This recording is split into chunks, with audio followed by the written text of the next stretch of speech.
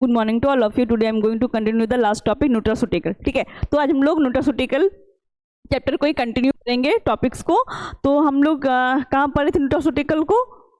हमने पढ़ा था चैप्टर 9 में हर्ब एज हेल्थ फूड। ठीक है, उसके अंदर क्या आया था? पहला टॉपिक था हमारा न्यूट्रास्यूटिकल। ठीक है, न्यूट्रास्यूटिकल क्लासिफिकेशन हम लोग कर रहे थे, तो हमने 2 क्लासिफिकेशन कर लिया था इसका, और लास्ट हमारा बचा हुआ था on the basis of chemical nature. ठीक है, on the basis of food source हमने कर लिया है, on the basis of therapeutic action कर लिया है, जो हमारा बचा हुआ है on the basis of chemical nature. तो आज हम इसको कंटिन्यू करते हैं।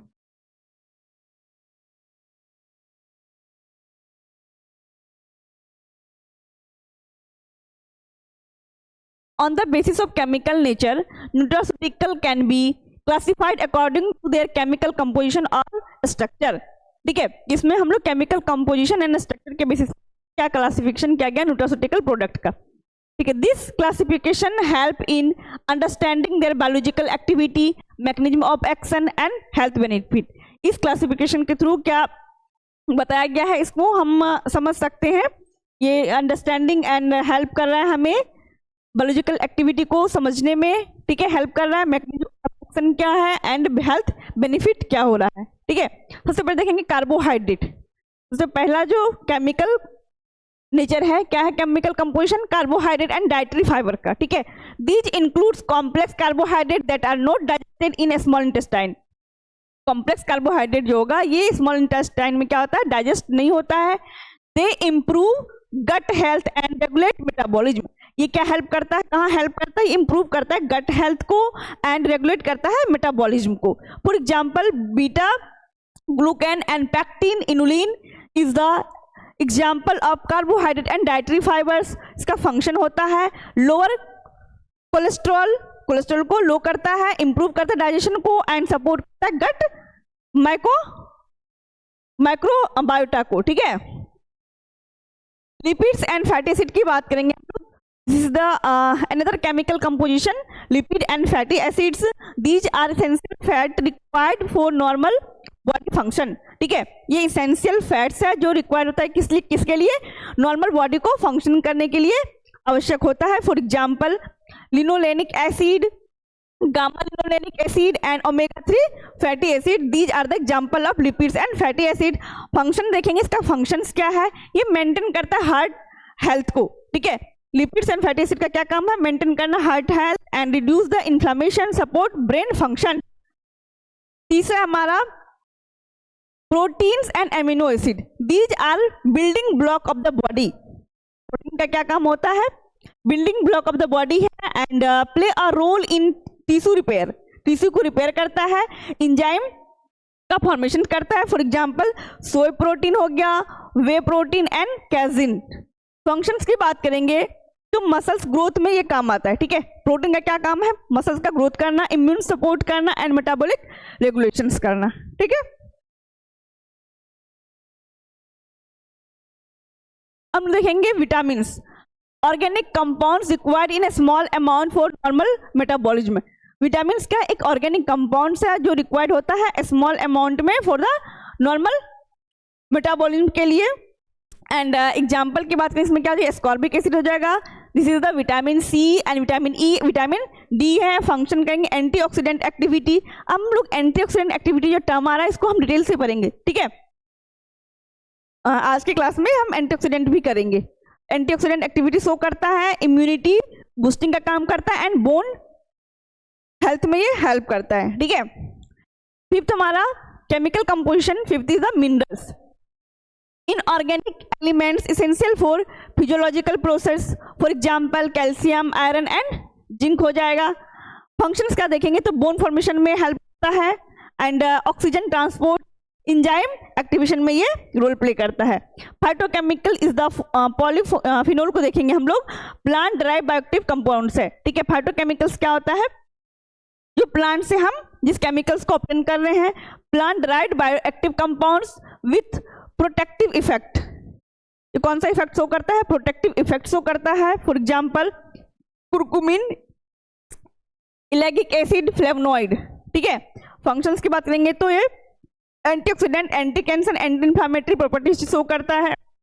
Seventh is the carotenoids. Pigmented compound found in plant, जो पिगमेंट जो कलर आता है प्लांट में किसकी वजह से आता है, कैरोटेनॉइड्स की वजह से आता है, ठीक है।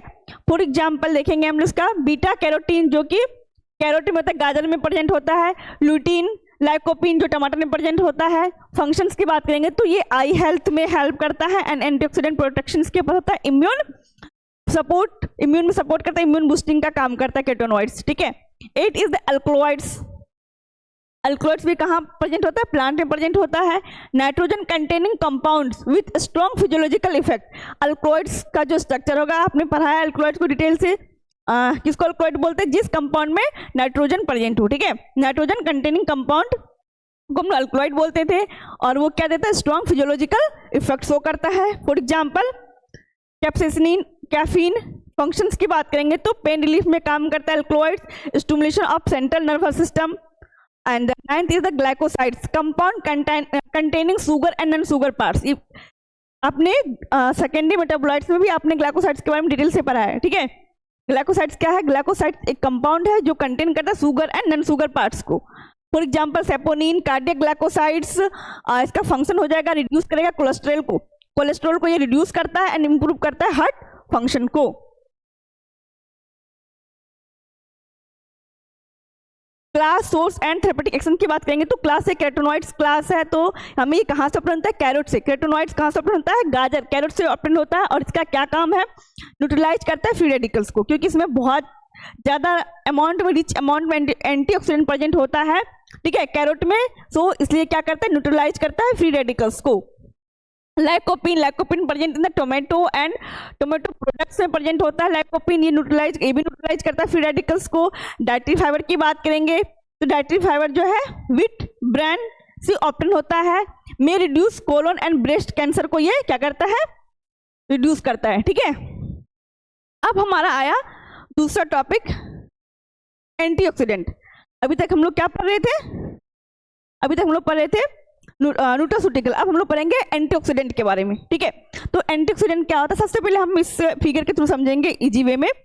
एंटीऑक्सीडेंट द बॉडीगार्ड, ठीक है।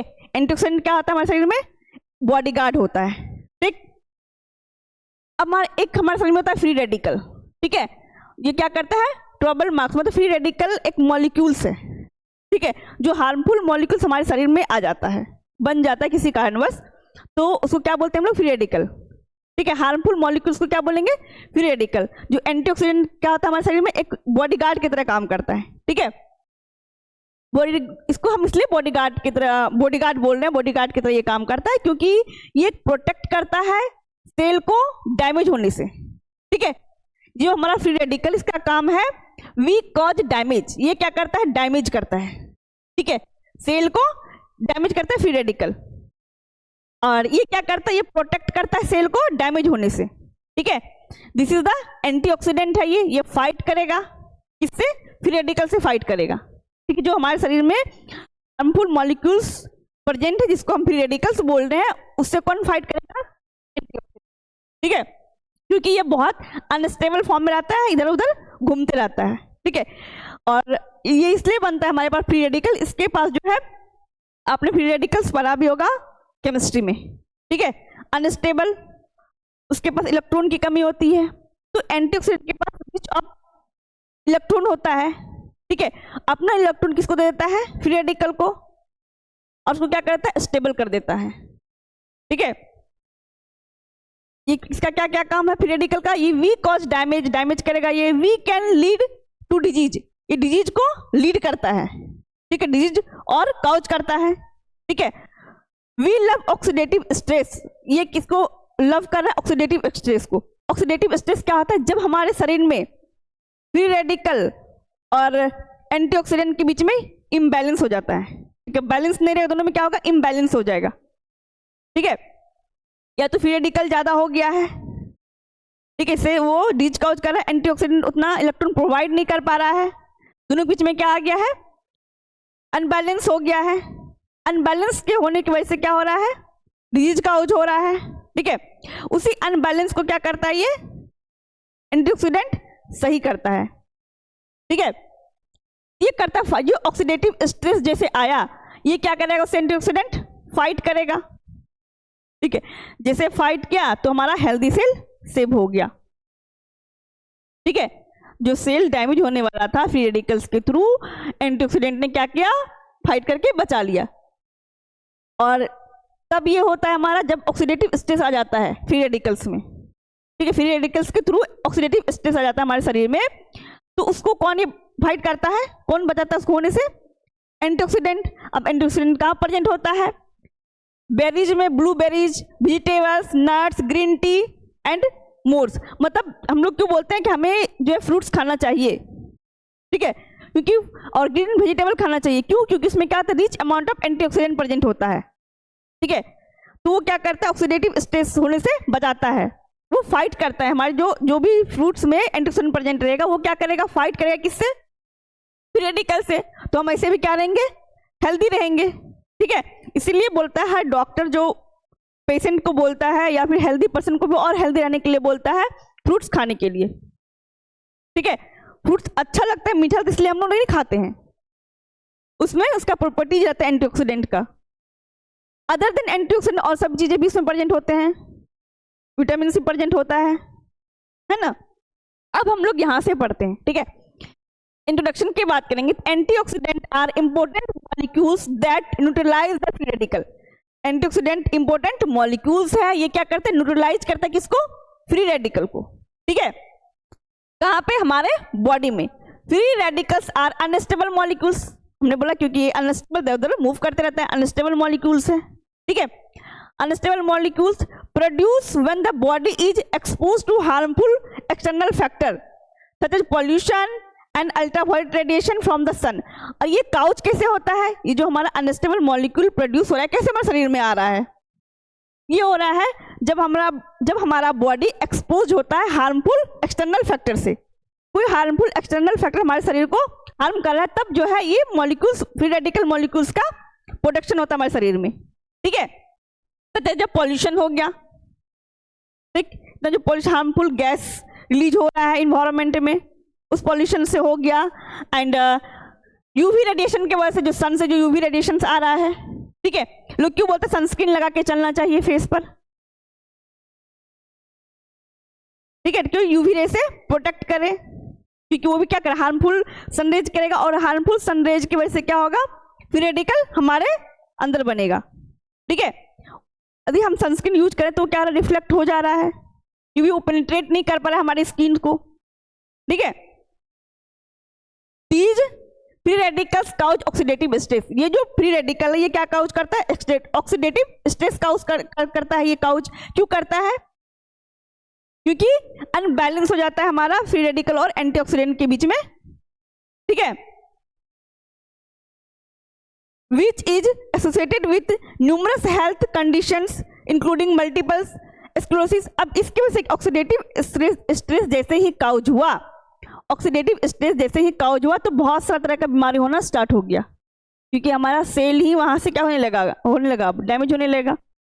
तो क्या क्या स्क्लेरोसिस आ सकता है, अल्जाइमर डिजीज हो सकता है, हार्ट डिजीज हो सकता है, कैंसर हो सकता है, डिप्रेशन एंड मेमोरी लॉस, इतने सारे तरह का बीमारी और भी बीमारी है जो काउज हो सकता है। किसकी वजह से, बस एक फ्री रेडिकल के वजह से। ठीक है, क्योंकि फ्री रेडिकल क्या कर रहा है, ऑक्सीडेटिव स्ट्रेस को ला दे रहा है। तो हम पहले से क्यों उसको मेंटेन करके रखें।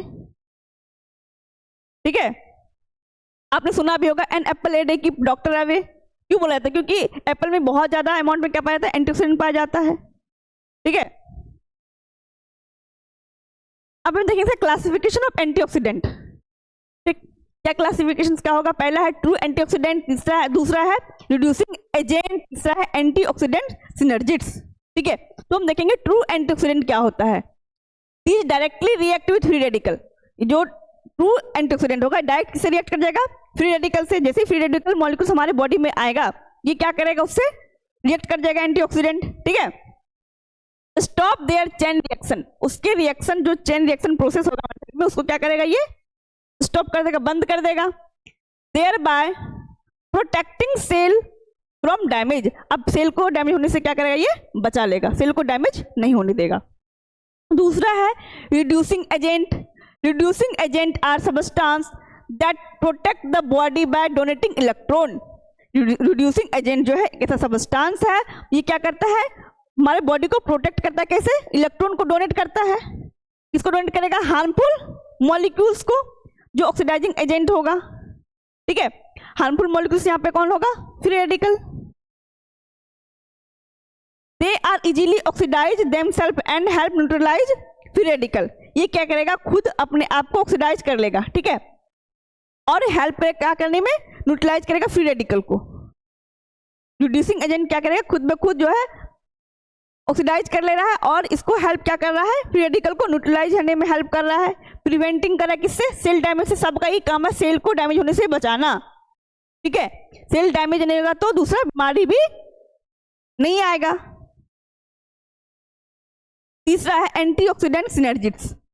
This substance have little antioxidant activity. इस सब्सटेंस का ऐसा होगा, ये एंटीऑक्सीडेंट सिनर्जिस्ट सब्सटेंस एक ऐसा सब्सटेंस है जिसके पास बहुत कम जो है कि एंटीऑक्सीडेंट एक्टिविटी है। ठीक है, लिटिल एंटीऑक्सीडेंट एक्टिविटी है।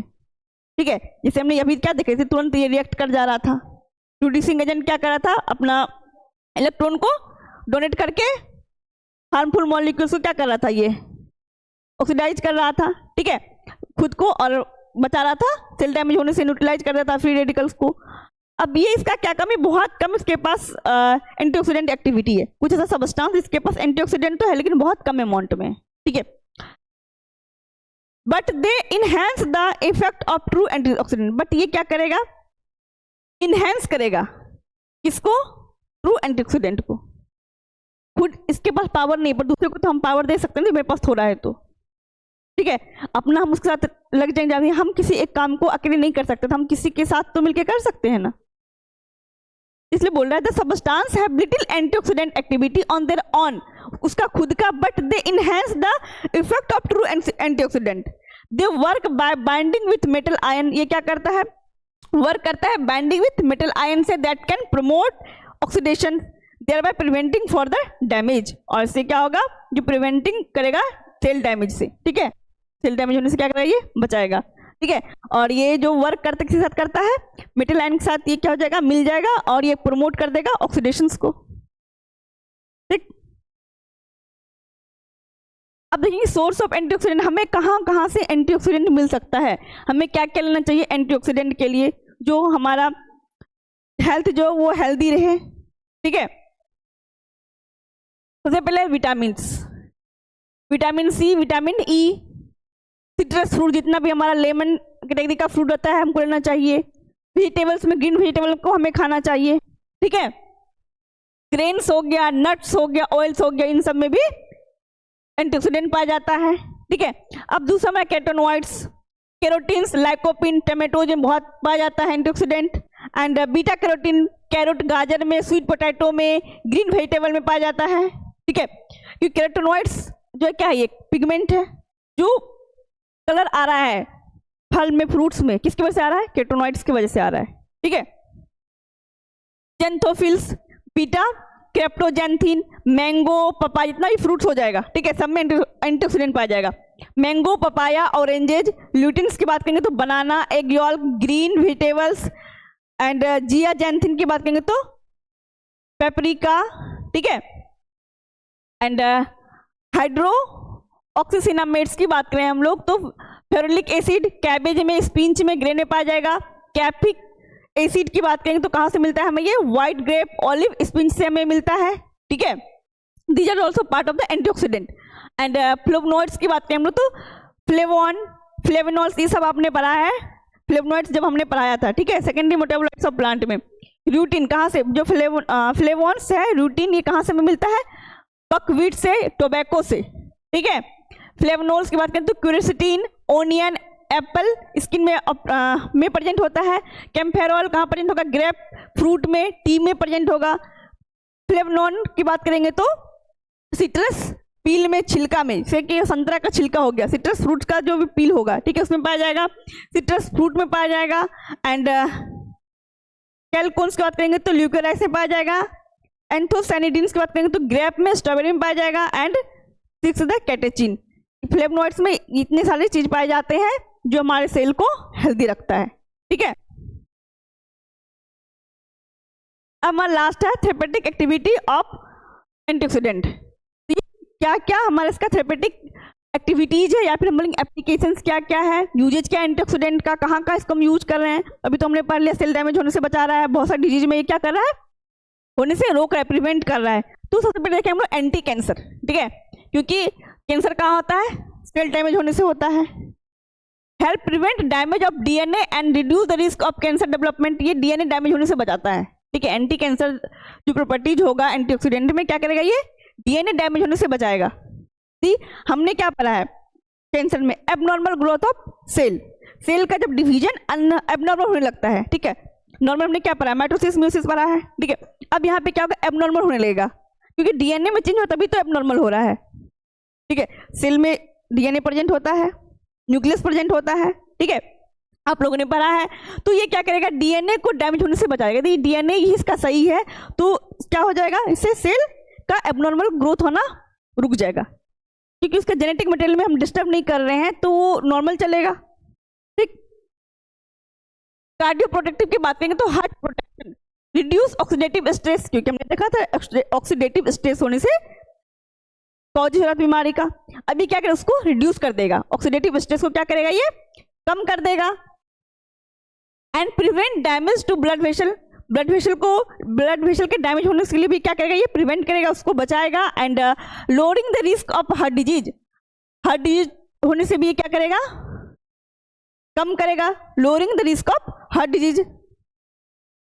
एंटी इन्फ्लामेटरी की बात करेंगे तो decrease inflammation by neutralising free radical को न्यूट्रलाइज करके इन्फ्लामेशन जो स्वेलिंग आ रहा है हमारे शरीर में, ठीक है, उसको क्या करेगा, ये डिक्रीज करेगा।